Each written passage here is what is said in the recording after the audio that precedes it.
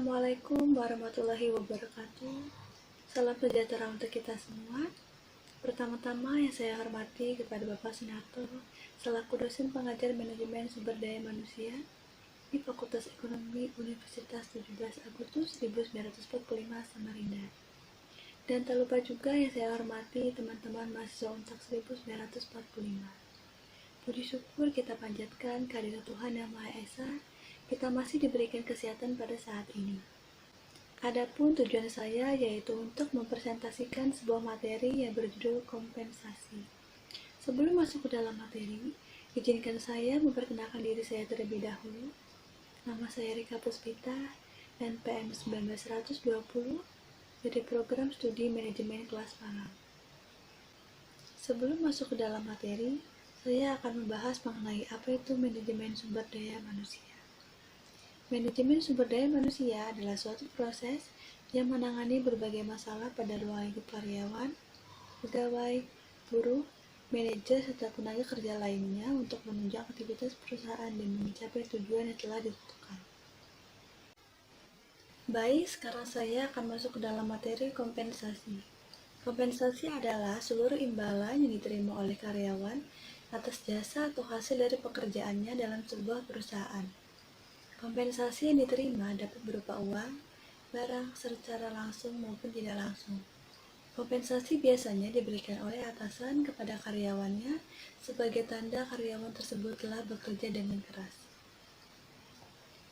Ada dua konsep kompensasi yaitu gaji dan upah. Gaji adalah suatu bentuk balas jasa atau penghargaan yang diberikan secara teratur kepada seorang karyawan atas jasa dan hasil kerjanya.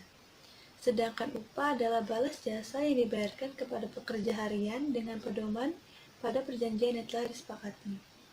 Karyawan akan dibayar berdasarkan jam kerja dan jumlah barang yang dihasilkan atas banyaknya pelayanan yang diberikan. Ada dua asas kompensasi yaitu asas adil dan asas layak dan wajar. Asas adil adalah besaran kompensasi yang dibayar kepada setiap karyawan harus sesuai dengan prestasi kerja, jenis pekerjaan, risiko pekerjaan, tanggung jawab, jabatan, dan memenuhi persyaratan internal konsistensi. Jadi, adil bukan berarti setiap karyawan menerima kompensasi yang sama besarnya. Sedangkan, asas layak dan wajar adalah besaran kompensasi yang diterima karyawan dapat memenuhi kebutuhan pada tingkat normatif yang ideal, berdasarkan batas upah minimal pemerintah dan eksternal konsistensi yang berlaku. Tujuan kompensasi yang pertama, untuk mengarahkan dan mengawasi perilaku karyawan. Yang kedua, karyawan tertarik untuk bekerja dan termotivasi untuk melakukan pekerjaan sebaik-baiknya untuk perusahaan. Yang ketiga, menjalin ikatan kerjasama formal antara perusahaan dan karyawan. Yang keempat, karyawan dapat memenuhi kebutuhan dan memperoleh kepuasan kerja. Yang kelima, mendukung keefektifan pengadaan karyawan. Yang keenam, menjamin stabilitas karyawan. Dan yang terakhir, menghindari pengaruh serikat buruh. Selanjutnya adalah imbalan intrinsik dan ekstrinsik. Imbalan intrinsik adalah imbalan yang dinilai di dalam dan dari diri pegawai yang melekat pada aktivitas itu sendiri. Sedangkan imbalan ekstrinsik adalah imbalan di luar pekerjaan seperti upah, promosi, dan tunjangan.